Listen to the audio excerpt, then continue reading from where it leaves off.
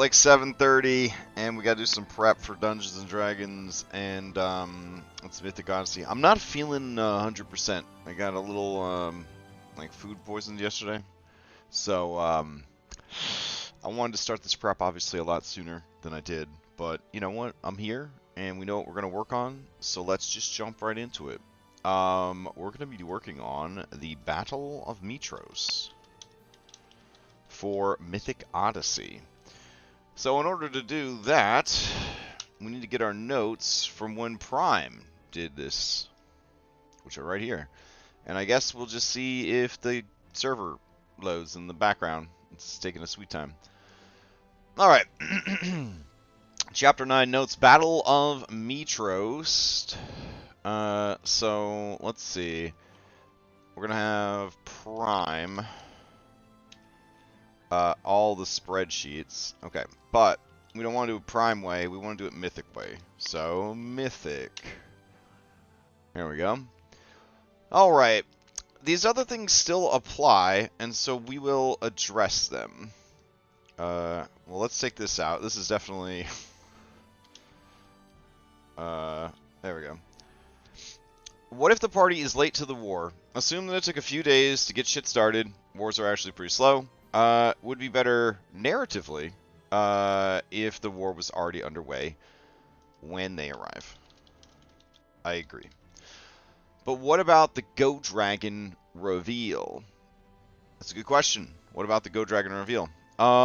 If on boat, if on the boat, en route, I think that's two different words, to Mytros, and the timer hits, copy Josh. Dragons fly up towards the ship from the horizon. One's on board. Wear dragon out. Alright, we don't need to put wear dragon out, but just dragon out. Alright. Just in case, what if they're already back in Mytros and left behind Ultros crew, including Go Dragons? Reverse it, dragons fly towards Mytros, same shit. Okay, that seems pretty good. Ugh. Alright. So, what's next then? How do we slow down the heroes? Sea Serpents, Foul Weather, Triton Navy, 5th Fleet, and Cheez-It. Sidon technically holds the time domain, so we have ways, just like before, of slowing things down. Alright, the setup. Discuss knowledge of enemy forces, discuss allied forces, discuss wildcard forces. Mechanically explain that the battle for Mytros and the world is about to begin. There will be many waves of battles. In each wave, the heroes must choose one threat to deal with, and then assign allied forces to deal with the remaining threats. True. Obviously, the outcome of the heroes' battle should be victory. What if the heroes fail? The remaining heroes, if any, and BT members can be activated, turned into real PCs of matching levels to continue the fight. What about our allied forces? They will be matched against the forces of Sidon, and there will be a skill check roll-off using some Pokemon mechanics, Matt Colville inspired. If they fail, some or all of them will fall and not be available for the next wave, tower defense style. Any threats that are not defeated roll over to the next wave. So I felt that this was kind of tedious, and we did get some feedback from the players and also people who followed the game that it was a little crunchy for 5th edition D&D, and then the penalties for failure of a minigame that they weren't really aware of were kind of harsh. Now, as far as the maps go, Burrowbound City maps, we have to dig those guys out of storage. So we're going to put dig chapter 9 out of storage. There we go. Okay. And then we got waves. There are 5 waves. Barbarians from the north, led by Baynor, Centaur Warlord, Wild Settlers who follow Sidon, Naval Assault, Sidon's fleet led by Dragonlord Isidore. Order of Sidon, humans and Geigen ships. Fae from the east, led by Zakroth and his demonic Minotaur Horde, Maenad Satyrs, blah, blah, blah, blah, blah. So, I have an idea. Alright. What are the stakes? Okay. So here's the stakes. If a...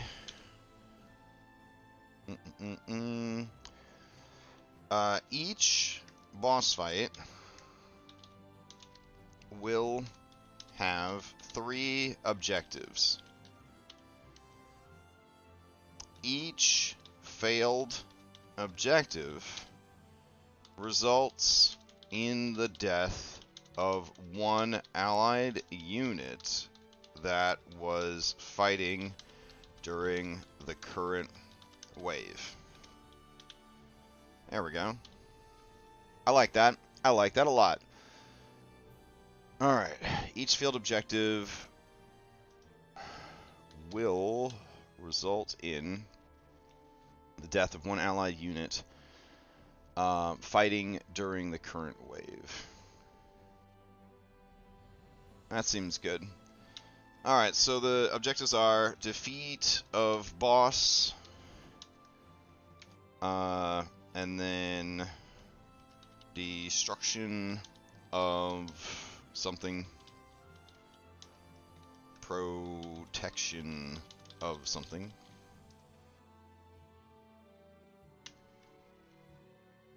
I mean, that seems pretty straightforward.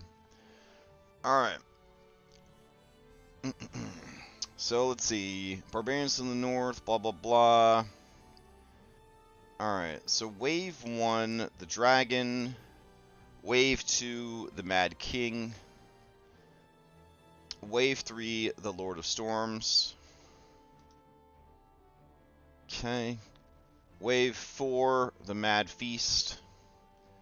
Wave 5, Get My Belt. Wildcards. If the fight is going really well, Lena Philippocles. We'll figure that out. Alright.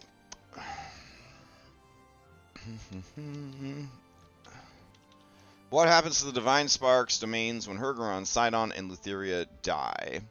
Domain buff. Constantly killing you from the inside. Use Hergeron as an example. If domains linger for one full... If domains linger for one full combat round, they vanish. And you can find it in the post-game.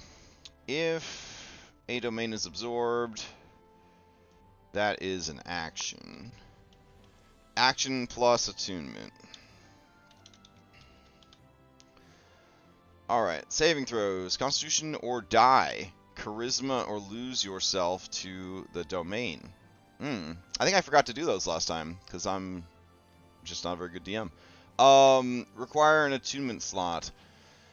Sidon has time, strength, valor, season, storm, swiftness. Lutheria has death. Hergeron has wisdom, craft.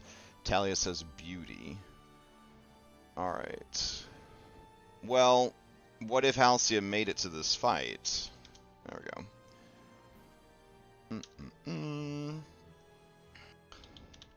Halcyon. Alright, so what about Golaron? Would he have death? I don't think so. Also, give me a second. I'm gonna try to do a refresh on this since it's not loading. Okay. Oh wow, it's so broken. That's fun. Fun. Hopefully we're able to get into the game before the game starts, yeah?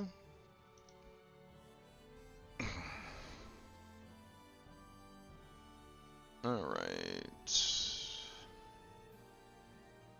Domains. Odyssey Prime. Sparks and Domains. Alright, so this is actually Mythic Prime now. Because they're catching up. Alright, starting the server.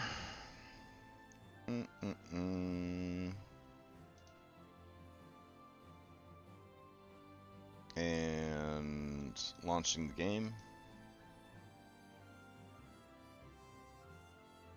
Maybe, maybe, maybe.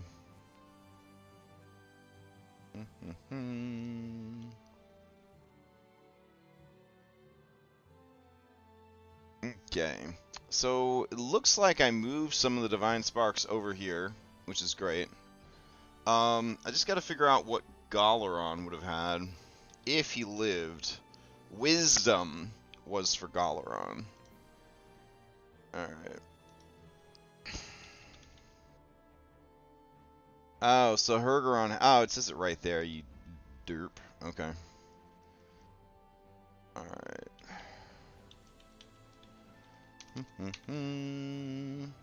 Nice. Okay. So we've got that sorted. Divine Spark of Beauty, blah, blah, blah. Let's keep going. Parachute plans. Okay. Damon will show up. Oh, I can't even read this one. Philocles has never died. Pythor will die for him. Alright, so that was Prime Edition. We want Mythic Edition. Alright. Okay, so NPC human shields will be like that. And tab everything over. Alright, cool. Alright, so Mythic Edition. I don't think they have any of their get out of jail free cards left. Fixed note visibility when using UI and site is refreshed. Okay. That's cool. Alright, let's go to manage modules. I'm going to put DF droppable back on. Yeah, defred's droppables. There we go. Oh wait, not yet. And then dice stats. There we go. Wonderful, wonderful, wonderful. Okay. Alright. I'm enjoying that music, but it's making me like wanna go play more Unicorn Overlords. Let me change the music real quick. We'll just go with here.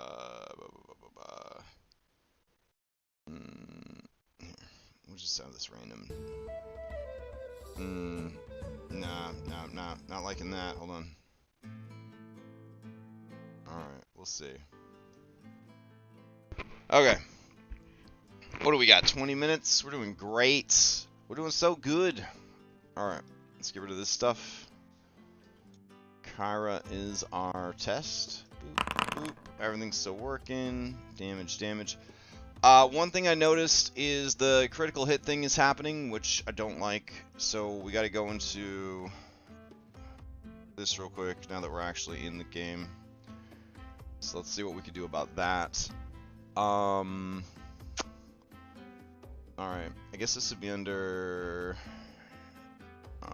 ready, set, roll. R, ready, set, roll. Okay. Roll damage manually. Never. When outputting a quick roll, do not quick roll damage. Always roll multiple dice is good. Enabling damage apply buttons is good. Show a confirmation dialog when retroactively changing a roll to advantage or disadvantage. That's cool. Confirm retroactive crits. That's what we need. Show confirmation dialog when retroactively changing a roll to. Okay. So save. And we gotta reload. Alright. There's a method to all this, I swear. It's just a lot of different pieces, different parts moving all over the place. Alright. Let's see. So if I hit this button to make it a crit, is there a button to uncrit it? That's what I was hoping for. There's not a button to uncrit it. Alright. Let's see. Okay. So that caused a crit here, but not there. How do I tell it that I had advantage and not disadvantage? Let's see. Shift. Alright, hold on. Shift. That gives me advantage. I'm saying, no, I wasn't supposed to have advantage. So how do I undo that? I don't think that's an option anymore. Yeah, it's not. That's fucking annoying. Click to apply temporary points, blah, blah, blah. Okay. So those settings aren't really doing anything for us. And if I do Control Shift, nope. If I do Alt, Control. I think if you hold down Control, you get disadvantage. Alright, cool. How do I tell it that I actually had advantage then? Oh well. Manage modules. Let's see. So there's no way to stop it from auto-rolling damage anymore from what I can tell. Let's see. We got a little bit off track here. Enable quick roll. Content on vanilla rolls, automatic rolls, roll damage manually. Oh, I said it never. Okay, I'm gonna say always then. Okay. Maybe that'll change some things. There doesn't seem to be a retroactive button for advantage disadvantage, so I guess we'll turn that off. Alright.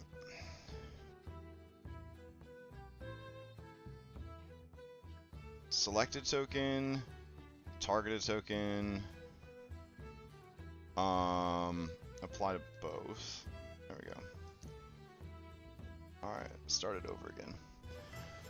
Okay, so going through this and looking at it, we gotta do our parachute stuff real quick. So, as far as I know, they don't have any. Would the ×1 damage button revert a crit? Ooh. No, I don't think so, because it would apply normal damage. That's all ×1 does.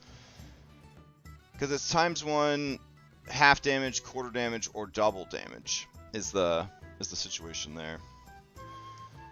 Alright, so let's see. NPC human shields. Let's get that shit sorted. Okay, who would die for who? Here we go. Maya. Who would die for... A lot of people would die for Maya. And Maya dies a lot, so... It's kind of a win-win for me, as the storyteller. Alright, so let's see. The top person who would die for her would be... Moxena, probably. No, we'll be mean. It'll be, Corinna. Alright.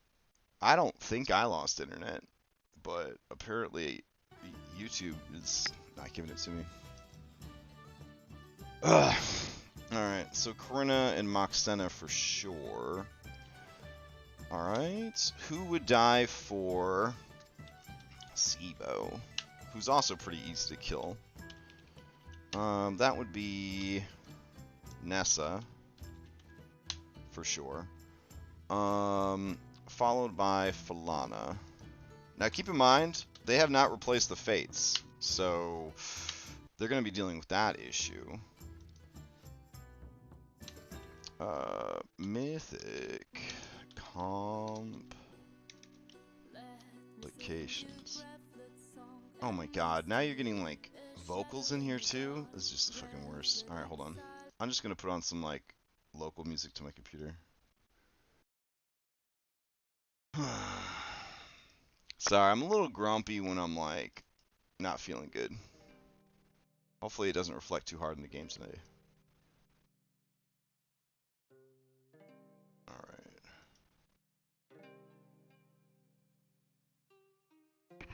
Alright. Would Yala die for Maya? I mean, I'd put her down the list. She likes Maya, but she wouldn't fucking die for Maya. She doesn't like Maya. Yala doesn't really like anybody that much, Red, if I'm being honest. Okay, so let's see. Are there any other characters in the group besides Sibo and Maya? Let's see. Who are the other characters in the group? I've only played this game for 3 years. Who's this guy? Julian. Okay. Sounds fun. Alright, Julian. I know who would die for Julian. Kyra. Wah wah. Bom bom bom bom. Alright, and then who would die for Julian after Kyra? Man. Who would die for Julian after Kyra? Probably Vulcan. Thinking. I don't think Grandma would die for him. So. Yeah. Just a few. Just a handful of buffs. Just a couple in there. Yeah.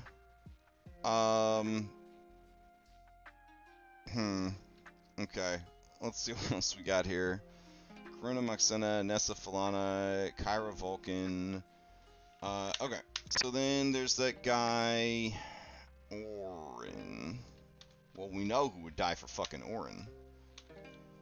Georgos. Georgos would die for Orin. Oop. Georgos. Alright, would anyone else die for Orin? I don't think Orin's gonna die, so I don't know who would die for Orin. Oh, dang. What about Telemachus? Would Telemachus die for these guys? Is Telemachus the first one to die? You know what? Instead of Vulcan, Telemachus would die for Julian. That seems pretty fucking good. Okay. Who else would die for Orin? Oh, Telemachus the wild card. Oh, baby. Okay. For each sacrifice made, there is a cumulative 15% chance it is Telemachus instead. Oh, stress. Yeah, that seems pretty good. Or 20%. You can make it 20%. Okay. So let's see. Corinna, Moxena, Nessa, Falana, Kyra. So who else would die for Julian? Why is this such a struggle? Okay, hold on. Like, Sibo's connected to, like, so many NPCs, and then you get into, like, the others, and, like, they're there, but, like, they're not there as much, it feels. Alright.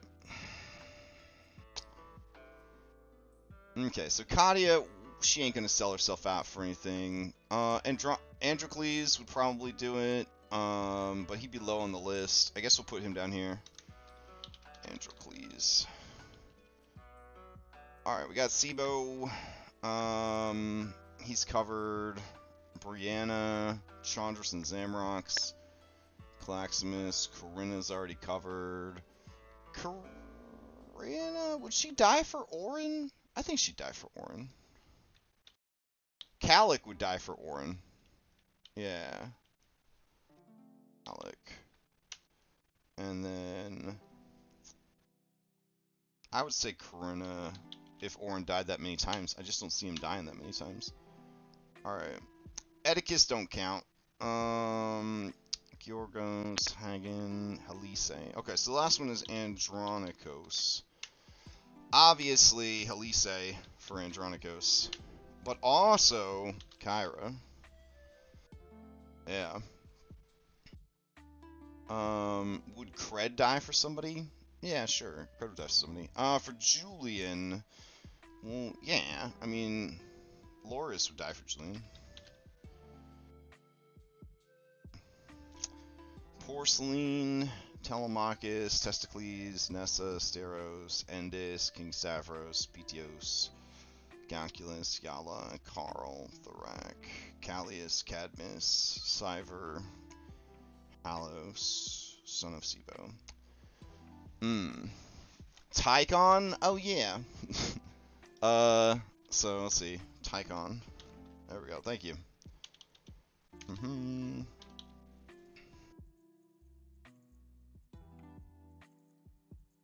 Okay.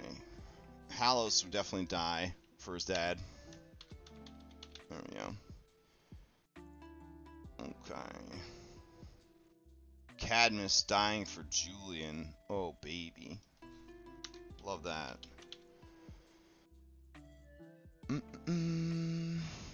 Okay.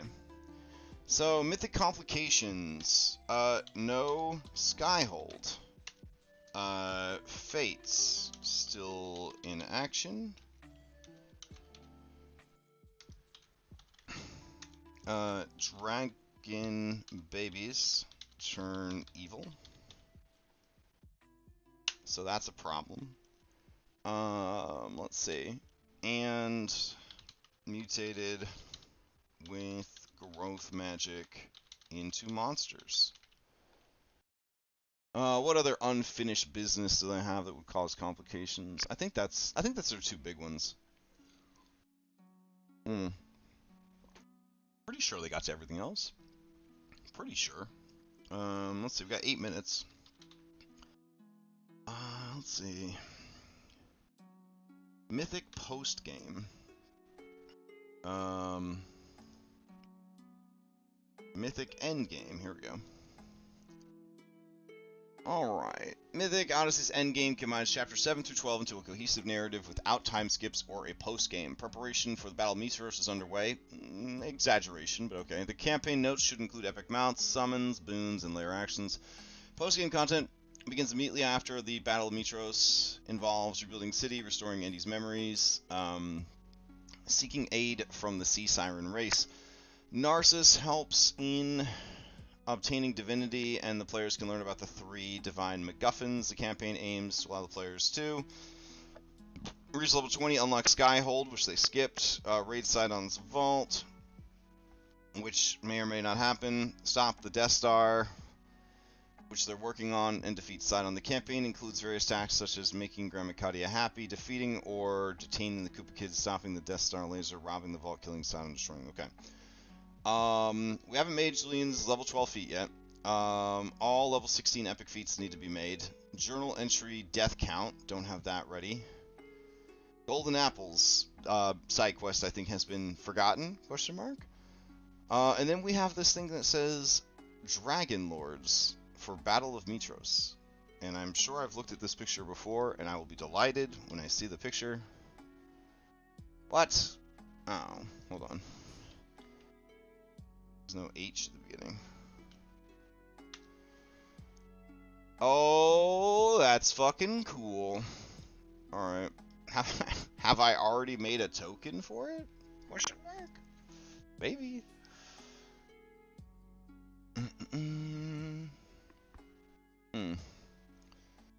Alright, let's see. File, open, tokens, Odyssey, Square.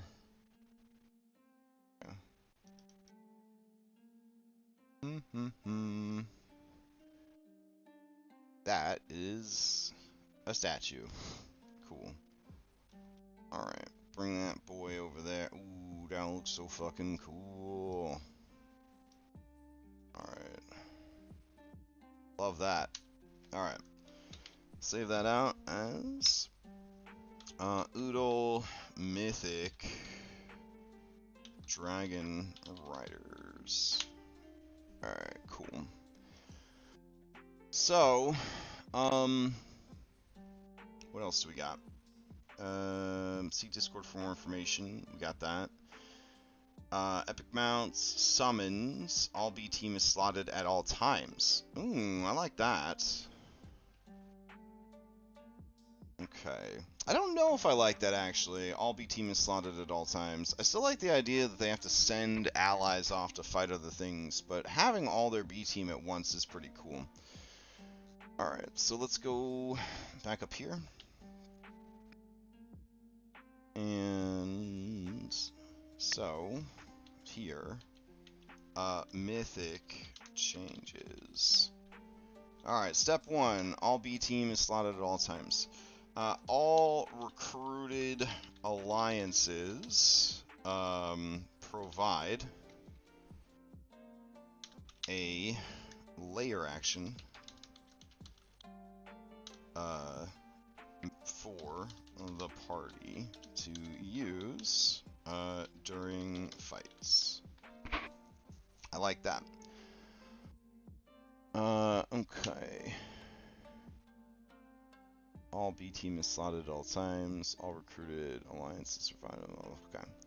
So what is this thing I put in here about boons? I feel like if we're already providing layer actions, we probably don't need too many other things in that regard.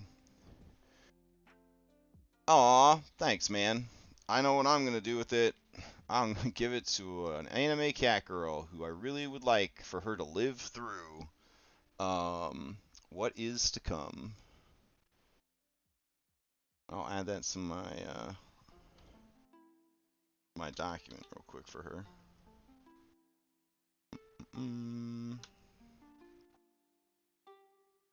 Okay, thank you.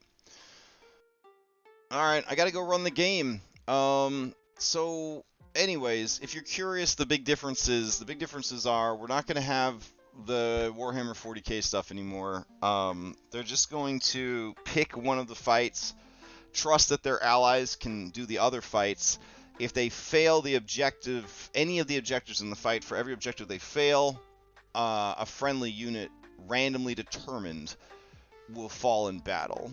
Like a you know, allied unit will take a hit. And then, before I forget, let's see. Each failed objective will result in the death, blah, blah, blah. And that means that an alliance who has fallen can no longer provide their layer action to the party. This will also impact relations post BOM. Nice. Alright. I'm gonna go run some praxis, even though I can't breathe and I'm feeling like crap. It's all good. It'll be gone in a couple of days. Hope everybody has a good week. We got Outlaws tomorrow night. Regular schedule all week, I guess. And I will see you next time.